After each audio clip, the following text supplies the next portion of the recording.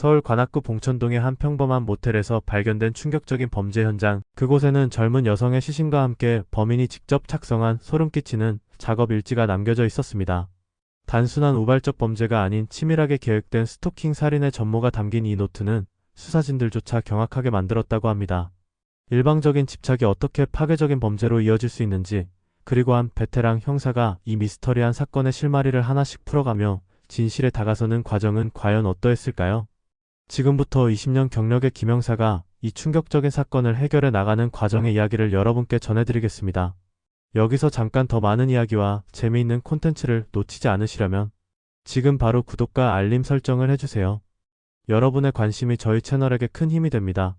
3월의 따스한 봄바람이 서울 관악구 봉천동 일대를 부드럽게 스쳐 지나갔다. 벚꽃이 막 피어나기 시작한 이 평범한 오후, 누구도 예상치 못한 충격적인 사건이 한 낡은 모텔에서 벌어지고 있었다. 오후 12시가 막 지난 시각, 모텔 청소 직원인 50대 중반의 한 아주머니는 체크아웃 시간이 한참 지난 2층 끝방의 정적에 이상함을 느꼈다. 이상하네. 11시가 체크아웃인데. 아주머니는 30년 가까이 일을 해오면서 쌓인 경험으로 무언가 평상시와 다름을 직감했다. 방 안에서는 어떤 소리도 들리지 않았고 문틈 사이로는 어둠만이 스며나오고 있었다. 평소 같으면 손님들이 떠들썩하게 짐을 챙기거나 텔레비전 소리라도 들렸을 텐데 이 방만큼은 마치 시간이 멈춘 듯 조용했다. 손님 계세요? 체크아웃 시간이 지났는데요. 몇 차례 문을 두드리며 큰 소리로 불러봤지만 대답은 없었다. 아주머니의 가슴속에서는 불길한 예감이 스멀스멀 올라왔다. 30년간의 경험이 그녀에게 속삭이고 있었다. 뭔가 잘못되었다고. 이건 평범한 늦잠이나 단순한 실수가 아니라고 말이다. 마스터키를 꺼내든 아주머니의 손은 미세하게 떨리고 있었다. 문고리를 돌리는 순간 그녀의 인생에서 가장 충격적인 광경이 펼쳐졌다. 침대 위에는 20대로 보이는 젊은 여성이 차갑게 식은 채 누워 있었고 주변에는 설명할 수 없는 수상한 흔적들이 남겨져 있었다. 아니야. 이럴 수가. 아주머니의 입에서는 작은 비명이 새어나왔다. 30년간 수많은 일을 겪어봤지만 이런 상황은 처음이었다. 그녀의 손은 본능적으로 휴대전화를 향했고 떨리는 손가락으로 112번을 눌렀다. 여보세요, 경찰서죠? 저희 모텔에서 사람이 죽어 있어요. 신고를 받은 관악경찰서는 즉시 형사팀을 현장으로 출동시켰다. 15분 후 사이렌 소리와 함께 경찰차들이 모텔 앞에 도착했다. 형사팀을 이끄는 40대 중반의 김 형사는 20년간 수많은 강력 사건을 다뤄온 베테랑이었다. 그의 예리한 눈빛에는 이미 사건의 심각성을 파악한 긴장감이 서려 있었다. 현장 통제하고 감식반 불러. 그리고 모텔 출입을 완전히 차단해. 김 형사의 차분하면서도 단호한 지시가 현장에 울려 퍼졌다. 20년간의 경험이 그에게 말해주고 있었다. 이 사건은 단순한 자연사나 사고사가 아니라는 것을. 현장의 분위기, 신고자의 당황한 모습, 그리고 모텔이라는 장소의 특성까지 모든 것이 복잡한 사건임을 암시하고 있었다. 현장에 도착한 수사팀은 즉시 객실 내부에 대한 면밀한 감식을 시작했다. 방 안은 겉보기에는 큰 소란의 흔적이 없어 보였지만 숙련된 형사들의 눈에는 여러 가지 이상한 점들이 포착되기 시작했다.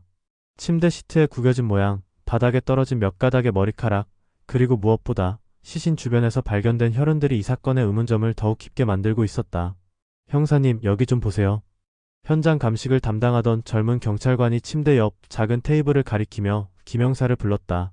그곳에는 평범해 보이는 공책 한 권이 놓여 있었는데 겉보기에는 그저 누군가의 개인 수첩처럼 보였다. 하지만 김 형사가 장갑을 끼고 조심스럽게 그 공책을 열어보는 순간 그의 표정은 순간적으로 굳어졌다. 이건 뭔가 이상해. 공책 안에 적힌 내용은 단순한 일기나 메모가 아니었다. 마치 누군가가 치밀하게 계획한 작업의 전 과정을 단계별로 기록해 놓은 것 같았다. 글씨체는 또박또박하면서도 차분했고 내용은 소름 끼칠 정도로 구체적이었다. 김 형사는 20년간의 수사 경험을 통해 직감했다. 이 공책이 이번 사건의 핵심 단서가 될 것이라는 사실을. 감식반에서 이 공책 우선적으로 분석해줘. 그리고 주변 증거물들도 모두 수거하고. 김 형사의 지시에 따라 현장 감식은 더욱 세밀하게 진행되었다. 방 안의 모든 물건, 바닥에 작은 흔적 하나까지 놓치지 않고 수집되었다. 특히 그 공책은 별도의 증거봉투에 담겨져 즉시 경찰서로 이송되었다. 김 형사는 이미 머릿속으로 수사의 방향을 그려가고 있었다. 이 사건은 생각보다 훨씬 복잡하고 계획적인 범죄일 가능성이 높다는 판단이 서고 있었다. 오후 3시가 되어서야 현장 감식이 일단락되었다. 시신은 국립과학수사연구원으로 이송되어 정확한 사인과 사망 시각을 밝히기 위한 부검이 예정되었고 수집된 증거물들은 정밀 분석을 위해 각각의 담당 부서로 보내졌다. 김 형사는 모텔 사장과 직원들을 대상으로 한 기초 조사를 마친 후 경찰서로 돌아가 본격적인 수사 계획을 세우기 시작했다. 일단 피해자 신원부터 확인하자. 김 형사는 동료 형사들과 함께 수사 회의를 열었다. 피해자의 신원, 모텔 이용 경위, 그리고 무엇보다 그 수상한 공책의 내용 분석이 우선 과제였다. 20년간의 경험이 그에게 말해주고 있었다. 이 사건은 단순한 우발적 범죄가 아니라 치밀하게 계획된 범행일 가능성이 높다고. 그리고 그 공책이 모든 것의 열쇠가 될 것이라고 말이다. 해가 지기 시작하는 오후 6시 김 형사는 여전히 사무실에서 사건 자료들을 정리하고 있었다. 그의 책상 위에는 현장 사진들과 초기 감식 결과서들이 가지런히 놓여 있었고 그는 하나하나를 꼼꼼히 살펴보며 사건의 전체적인 윤곽을 그려가고 있었다. 3월의 따뜻한 봄날에 일어난 이 비극적인 사건이 어떤 진실을 숨기고 있는지 그 답을 찾기 위한 긴 여정이 이제 막 시작되었다. 다음날 아침 9시 관악경찰서 강력팀 사무실은 이른 시각부터 분주한 움직임을 보이고 있었다. 김 형사는 전날 밤 늦게까지 현장에서 수집한 자료들을 검토하느라 제대로 잠을 이루지 못했지만 아침 일찍부터 사무실에 나와 동료들과 함께 본격적인 수사 계획을 세우고 있었다. 그의 책상 위에는 어제 현장에서 발견된 그 수상한 공책이 투명한 증거봉투에 담긴 채 놓여 있었고 그 옆으로는 국가수에서 송부한 예비 부검 결과서가 함께 자리하고 있었다. 형사님, 국가수에서 연락 왔습니다. 피해자 사망 시각이 추정됐다고 하네요. 젊은 형사 박 수사가 전화를 받고 김 형사에게 알려왔다. 부검을 담당한 의사의 말에 따르면 피해자는 전날 오전 2시에서 4시 사이에 사망한 것으로 추정된다는 것이었다. 이는 모텔 체크인 기록과 대조해 볼 때 상당히 중요한 단서였다. 피해자가 모텔에 체크인한 시각은 전날 오후 9시 30분경이었고 동반자가 있었다는 것이 모텔 사장의 증언을 통해 확인되었다. 동반자의 신원은 확인됐나? 김 형사의 질문에 박 수사는 고개를 저었다. 모텔 사장의 기억으로는 20대 후반에서 30대 초반으로 보이는 남성이었지만 얼굴을 정확히 기억하지는 못한다고 했다. 다만 키가 크고 마른 체형이었으며 검은색 야구 모자를 깊숙이 눌러 쓰고 있어서 얼굴이 잘 보이지 않았다는 것이 사장의 증언이었다. CCTV는? 그게 모텔 CCTV가 고장나서 이틀 전부터 작동하지 않았다고 합니다. 김 형사는 작은 한숨을 내쉬었다. 지금까지의 수사 경험상 이런 우연의 일치는 결코 우연이 아닌 경우가 많았다. 범인이 미리 모텔의 보안 시설을 파악하고 범행 장소로 선택했을 가능성이 높다는 생각이 들었다. 그의 시선은 자연스럽게 책상 위의 공책으로 향했다. 이 공책 감식 결과 나왔나? 네, 지문 감식 결과가 방금 나왔습니다. 박 형사가 건네준 감식 결과서를 보는 순간 김 형사의 눈빛이 예리하게 변했다. 공책에서는 두 사람의 지문이 발견되었는데 하나는 피해자의 것이었고 다른 하나는 신원 미상의 남성 지문이었다. 더욱 놀라운 것은 그 남성의 지문이 경찰 데이터베이스에 등록되어 있다는 사실이었다. 최진우 32세. 폭행, 협박 전가 2건? 김 형사는 컴퓨터 화면에 나타난 전과자 정보를 꼼꼼히 살펴보았다. 최진우라는 이름의 남성은 5년 전 지인을 폭행한 혐의로 징역 1년의 집행유예 2년을 선고받았고 3년 전에는 여성을 협박한 혐의로 벌금 300만 원을 선고받은 이력이 있었다. 특히 두 번째 사건은 데이트 폭력과 관련된 것으로 당시 교제하던 여성을 지속적으로 스토킹하고 협박한 혐의였다. 이자의 최근 거주지는 서울 영등포구 대림동의 한 고시원으로 나와 있습니다. 하지만 한 달 전에 이사 갔다고 하네요. 김 형사는 펜을 돌리며 생각에 잠겼다. 전과자의 현재 거주지가 파악되지 않는 상황에서 우선 그 공책의 내용을 자세히 분석해 볼 필요가 있었다. 그는 증거봉투에서 공책을 꺼내 장갑을 끼고 조심스럽게 펼쳐보기 시작했다. 공책의 첫 페이지에는 날짜가 적혀 있었다. 사건 발생 일주일 전인 3월 둘째 주 월요일이었다. 그 아래로는 마치 일기처럼 시작된 글들이 이어졌는데 내용을 읽어갈수록 김 형사의 표정은 점점 더 굳어졌다. 오늘부터 계획을 실행에 옮길 것이다. 그녀는 여전히 나를 무시하고 있지만 곧 자신의 잘못을 깨닫게 될 것이다. 공책의 내용은 단순한 일기가 아니라 누군가를 대상으로 한 치밀한 계획서였다. 날짜별로 정리된 내용들은 대상자의 일상, 패턴 파악, 만날 수 있는 방법 모색, 그리고 최종적으로는 해를 가할 구체적인 방법까지 상세히 기록되어 있었다. 김 형사는 20년간의 수사 경험을 통해 이런 종류의 기록을 본 적이 있었다. 계획적 범죄자들이 남기는 전형적인 작업일지였다. 3월 셋째 주 수요일 마이너스 그녀가 자주 가는 카페에서 우연을 가장에 만났다. 처음에는 경계했지만 예전 이야기를 꺼내니 마음이 누그러지는 것 같았다. 커피를 함께 마시며 이야기를 나눴고 연락처를 다시 교환했다. 김영사는 이 부분을 읽으며 피해자와 최진우 사이의 관계를 추측해보기 시작했다. 공책의 내용으로 봐서는 과거에 어떤 관계였던 두 사람이 최근에 다시 만나게 된 것으로 보였다. 하지만 최진우의 일방적인 관점에서 쓰인 글이기 때문에 피해자가 실제로 그를 반가워했는지는 의문이었다. 3월 셋째 주 금요일 마이너스 오늘 그녀에게 만나자고 연락했지만 거절당했다.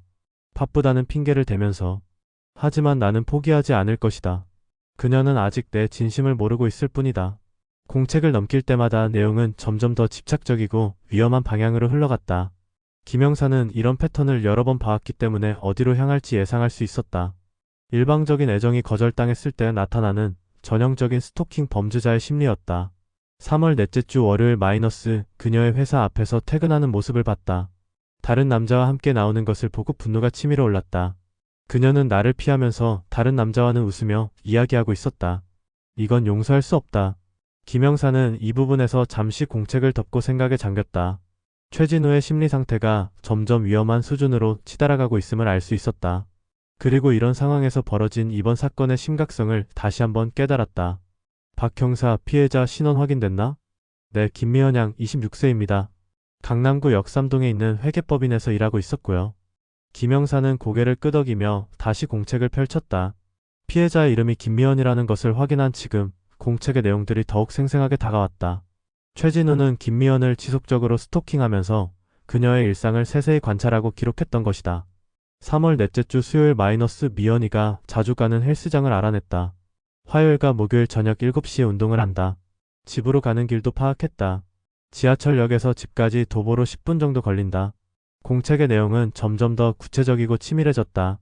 최진우는 김미연의 모든 일상을 파악하고 있었고 언제 어떻게 접근할지까지 계획하고 있었다.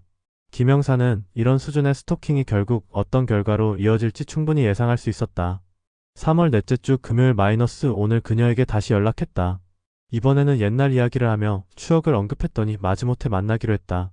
내일 저녁 8시에 홍대 근처에서 만나기로 했다. 드디어 기회가 왔다. 김영사는 이 부분을 읽으며 사건 당일의 상황을 추측해보기 시작했다. 최진우가 김미연을 만나기로 한 날이 바로 사건이 발생한 날이었다. 그리고 그들이 만나기로 한 홍대는 사건이 일어난 봉천동 모텔과는 상당한 거리가 있었다. 공책의 마지막 부분은 더욱 충격적이었다. 최진우는 김미연과의 만남에서 어떻게 그녀를 모텔로 유인할 것인지 그리고 그곳에서 무엇을 할 것인지까지 상세히 계획해 놓았다. 그의 계획은 단순한 만남이 아니라 처음부터 다른 목적을 가지고 있었던 것이다. 그녀가 나를 계속 거절한다면 다른 방법을 써야 할 것이다. 그녀는 내 진심을 이해해야 한다. 이번이 마지막 기회다. 만약 그녀가 여전히 나를 무시한다면. 문장은 여기서 끊어져 있었지만 김영사는 그 뒤에 무엇이 일어났는지 충분히 짐작할 수 있었다. 최진우의 일방적인 집착이 결국 비극적인 결과로 이어진 것이다. 이 공책의 필적 감정 결과는 나왔나? 네, 최진우의 필적이 맞다고 확인됐습니다. 김영사는 이제 사건의 전체적인 윤곽이 보이기 시작했다. 최진우는 과거 김미연과 어떤 관계였던 사람으로 최근에 그녀에게 다시 접근하려 했지만 거절당하자 스토킹을 시작했다. 그리고 그의 집착은 결국 계획적인 범죄로 이어졌던 것이다. 우선 최진우의 현재 거주지부터 찾아보자. 그리고 피해자의 주변 인물들도 조사해야 해. 김영사는 동료들에게 지시를 내린 후 다시 한번 공책을 자세히 들여다보았다. 이 작업 일지는 단순한 범죄 기록이 아니라 한 남자의 왜곡된 사랑이 어떻게 파괴적인 결과로 이어질 수 있는지를 보여주는 증거였다. 그리고 이제 그 진실을 밝혀낼 시간이었다. 오후 2시 김영사는 팀원들과 함께 첫 번째 현장 조사를 나섰다. 최진우의 발자취를 따라가며 그의 현재 위치를 파악하고 동시에 김미연의 주변 인물들을 통해 두 사람의 과거 관계에 대한 더 자세한 정보를 수집할 계획이었다. 공책에 기록된 내용들이 사실인지 확인하고 범행 당일의 정확한 상황을 재구성하는 것이 우선 과제였다. 오후 2시 30분 김영사와 수사팀은 최진우의 마지막 거주지였던 영등포구 대림동의 고시원을 찾았다. 낡은 건물의 3층에 위치한 이 고시원은 10여 개의 작은 방들로 나뉘어져 있었고 복도에는 라면 냄새와 곰팡이 냄새가 뒤섞여 있었다. 고시원 관리인인 50대 남성은 최진우에 대해 묻는 형사들의 질문에 별로 달가워하지 않는 표정을 지었다. 최진우요? 그 사람 한 달 전에 나갔어요. 월세도 제대로 안 내고 말이에요. 관리인의 말에 따르면 최진우는 약 7개월간 이곳에 거주했지만 마지막 2달치 월세를 밀렸다고 했다. 그리고 한 달 전 어느 날 갑자기 짐을 싸서 나가면서 연락처도 남기지 않았다는 것이었다. 김영사는 최진우가 머물렀던 방을 확인해보고 싶다고 요청했고 관리인은 못마땅한 표정을 지으면서도 열쇠를 건네주었다. 근데 이미 다른 사람이 들어왔어요. 짐도 다 치웠고요. 3평 남짓한 작은 방 안에는 새로운 거주자의 물건들이 자리하고 있었지만 김영사는 꼼꼼히 방 안을 살펴보았다. 벽 모서리나 서랍 틈새 같은 곳에서 이전 거주자의 흔적을 찾을 수 있을지도 모른다는 생각에서였다. 하지만 방은 깔끔하게 정리되어 있어서 특별한 단서를 찾을 수는 없었다. 그 사람이 여기 있을 때 특별한 일은 없었나요? 이상한 행동이나? 김영사의 질문에 관리인은 잠시 생각하더니 고개를 끄덕였다. 아, 그러고 보니 마지막 한 달 정도는 밤마다 전화통화를 하더라고요. 목소리가 커서 옆방 사람들이 시끄럽다고 불평할 정도였어요. 뭔가 누구한테 화내는 것 같았는데 이 정보는 공책에 기록된 내용과 일치했다. 최진우가 김미연에게 지속적으로 연락을 시도했고 거절당할 때마다 감정적으로 격해졌을 것이라는 추측이 가능했다. 김영사는 관리인에게 최진우의 새로운 거주지에 대한 정보가 있는지 물어봤지만 그는 아무것도 모른다고 했다. 고시원을 나온 수사팀은 다음 목적지인 김미연이 다니던 회계법인으로 향했다. 강남구 역삼동에 위치한 이 회계법인은 중간 규모의 건물 12층에 자리하고 있었고 사무실 안은 여전히 분주한 오후의 업무로 활기차 보였다. 하지만 김미연의 빈자리만이 며칠 전에 비극을 상기시키고 있었다. 미연이는 정말 성실하고 착한 직원이었어요. 이런 일이 일어날 줄은 정말 몰랐습니다. 김미연의 직속 상사인 40대 중반의 차부장은 눈물을 글썽이며 말했다. 그의 말에 따르면 김미연은 입사한 지 3년째 되는 모범적인 직원으로 동료들과의 관계도 원만했고 업무 능력도 뛰어났다고 했다. 특히 최근 몇 달간은 승진을 앞두고 더욱 열심히 일하고 있었다는 것이었다. 혹시 최근에 누군가에게 스토킹을 당한다거나 위협을 받는다는 이야기를 한 적이 있나요? 김영사의 질문에 차부장은 잠시 생각해보더니 고개를 저었다. 하지만 김미연과 같은 팀에서 일하던 비슷한 나이의 여직원 이양이 조심스럽게 입을 열었다. 사실 한 달 전쯤부터 미연 언니가 조금 이상했어요. 평소보다 예민해하시고 퇴근할 때도 주변을 계속 둘러보시는 것 같았거든요. 이양의 증언은 매우 중요한 정보였다. 그녀의 말에 따르면 김미연은 최근 한 달간 평소와 다른 모습을 보였다고 했다. 특히 점심시간에 혼자 있을 때 휴대전화를 보며 걱정스러운 표정을 짓는 경우가 많았고 가끔 누군가와 통화를 하면서 짜증을 내는 모습도 목격했다고 했다. 어떤 내용의 통화였는지 기억나세요? 정확히는 못 들었지만 그만 연락하라거나 이제 그런 관계 아니다. 이런 말을 하시는 걸 들었어요. 누군가를 거절하는 것 같았어요. 김영사는 이 증언을 들으며 공책에 기록된 내용들이 모두 사실일 가능성이 높다고 판단했다.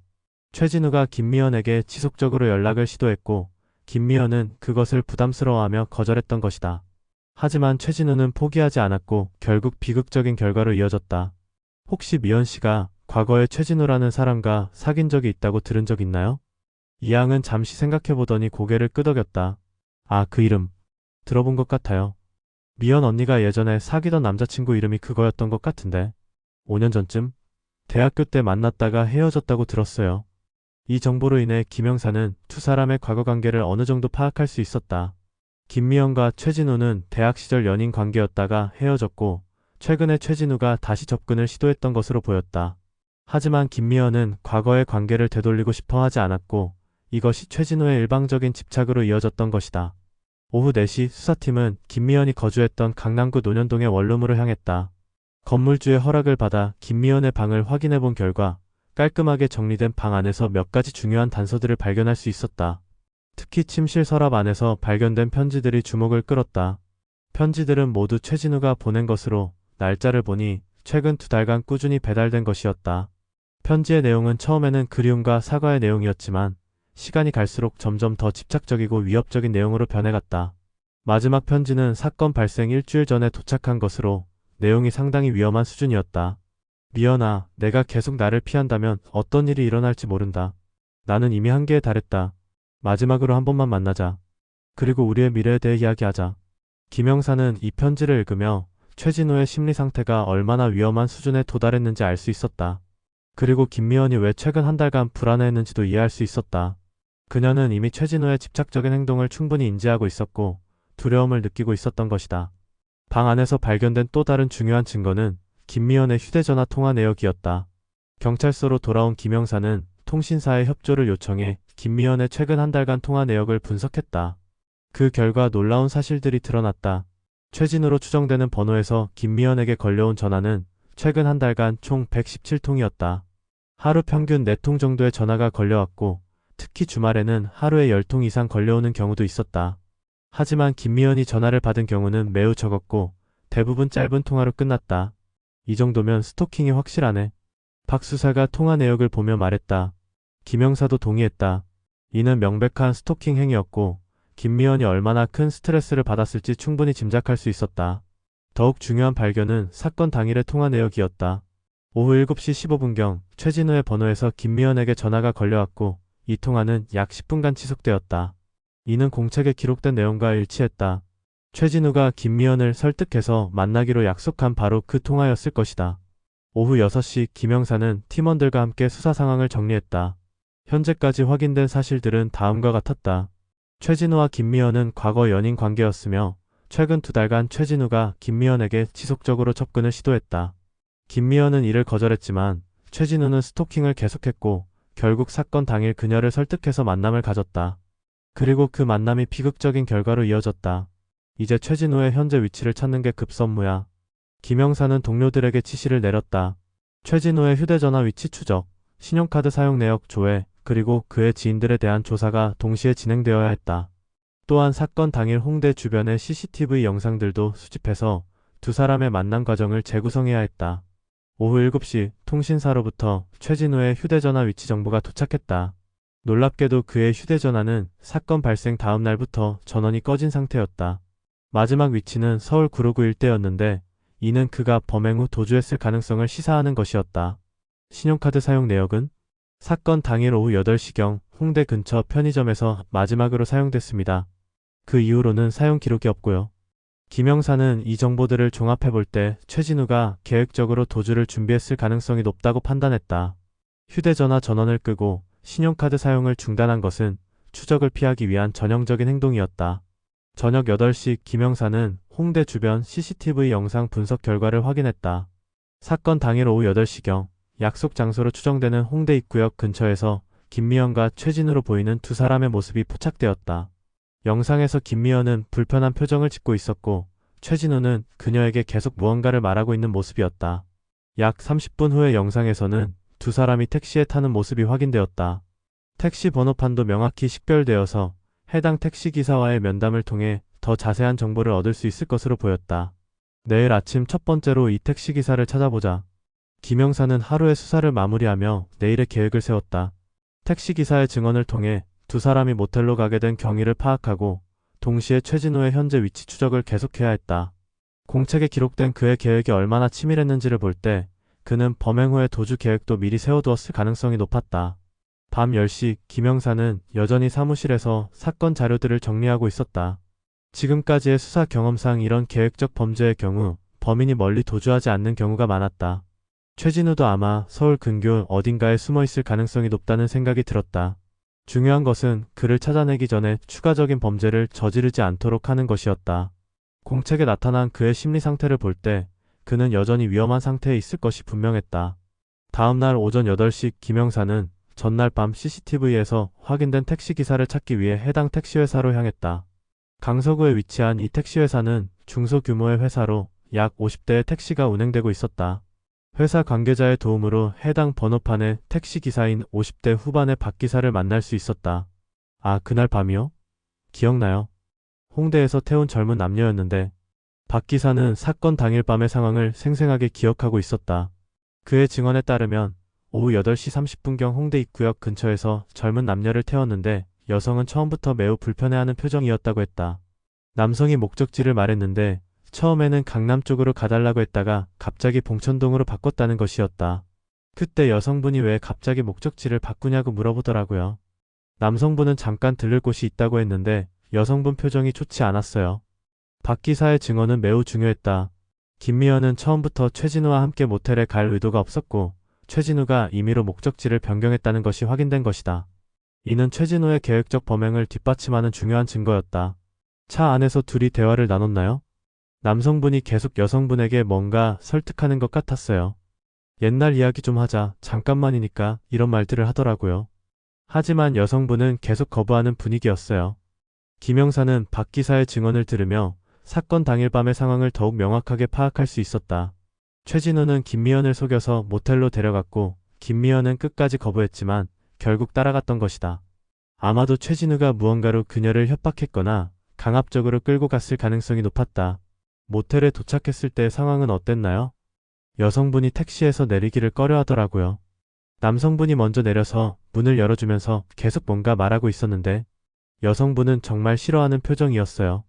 그때 좀 이상하다고 생각했는데 박 기사는 그날 밤의 상황을 후회하는 표정으로 말했다.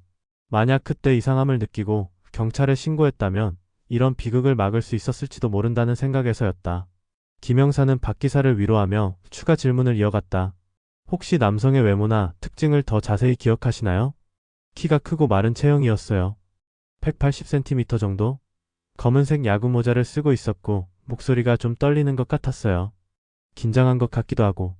이 정보들은 모텔 사장의 증언과 일치했다. 김 형사는 최진우의 신상 정보와 대조해본 결과 키와 체형이 정확히 일치함을 확인했다. 이제 최진우가 범인이라는 확신이 더욱 굳어졌다. 오전 10시 김 형사는 최진우의 지인들을 찾기 위해 그의 과거 직장과 대학교 동기들을 조사하기 시작했다. 최진우의 이력을 조회한 결과 그는 대학 졸업 후 여러 회사를 전전하며 불안정한 직장 생활을 해왔다는 것이 확인되었다. 특히 최근 2년간은 정규직 없이 아르바이트로만 생활해왔고 경제적으로도 어려운 상황이었다. 대학교 동기 중 한 명인 30대 초반의 이모 씨와의 면담에서 중요한 정보를 얻을 수 있었다.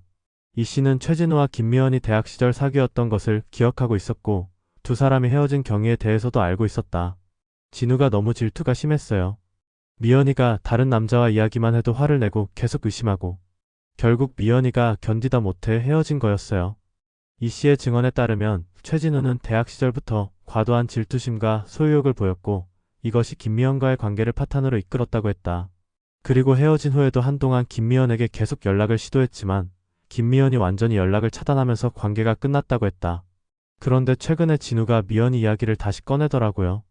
몇 달 전에 만났을 때 미연이를 다시 만나고 싶다고 하면서 김 형사는 이 증언을 통해 최진우의 심리 상태를 더욱 정확히 파악할 수 있었다. 그는 5년 전의 관계를 아직도 정리하지 못하고 있었고 김미연에 대한 집착을 계속 품고 있었던 것이다. 그리고 최근 경제적 어려움과 개인적 실패가 겹치면서 그 집착이 더욱 위험한 형태로 발전했을 가능성이 높았다. 혹시 최진우가 현재 어디에 있는지 아시나요? 연락이 되나요? 이 씨는 고개를 저으며 한 달 전부터 최진우와 연락이 안 된다고 했다. 마지막으로 만났을 때 최진우는 평소와 달리 매우 불안정한 모습이었고 무언가에 사로잡힌 것 같은 표정이었다고 했다. 오후 1시 김 형사는 중요한 제보 전화를 받았다. 구로구에 있는 한 PC방 사장이 최진우로 보이는 남성을 목격했다는 신고였다.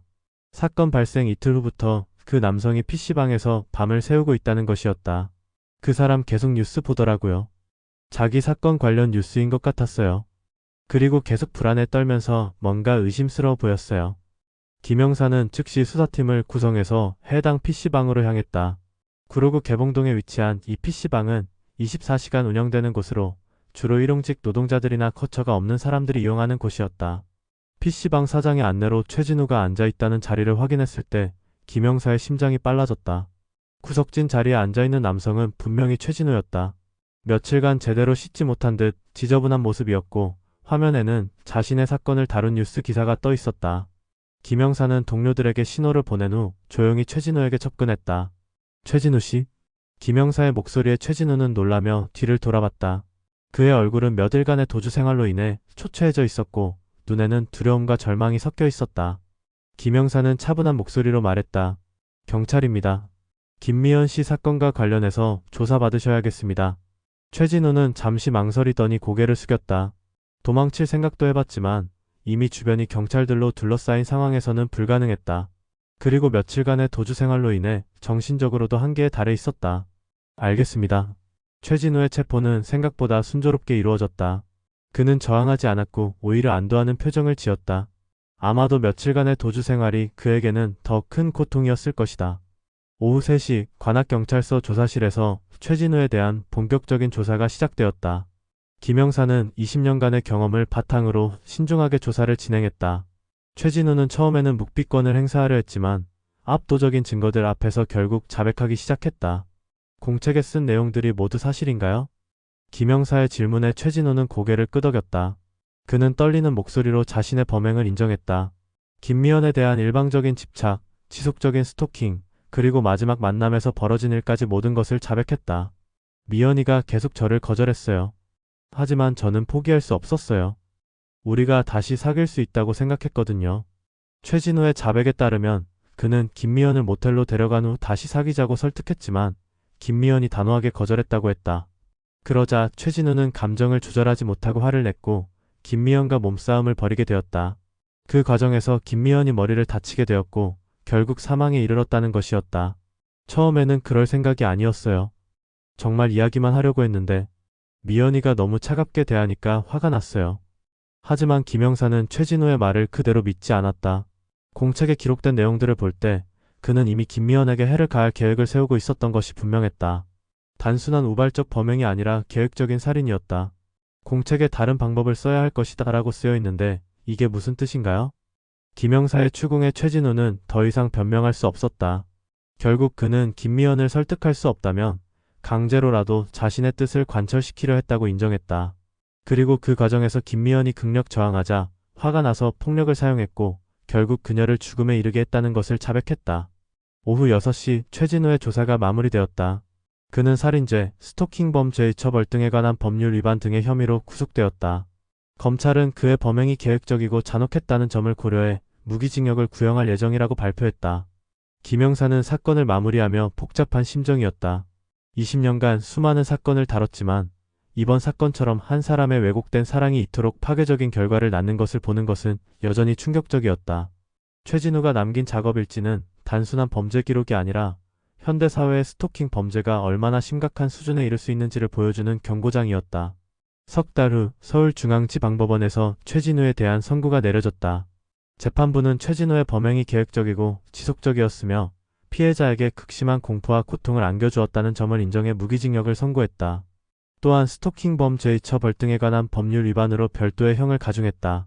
판사는 선고 이유에서 피고인의 일방적이고 왜곡된 애정이 피해자의 인격과 자유를 무시한 채 지속적인 괴롭힘으로 이어졌고 결국 소중한 생명을 앗아가는 결과를 낳았다며 이러한 범행은 개인의 자유와 인권을 근본적으로 침해하는 중대한 범죄라고 판시했다.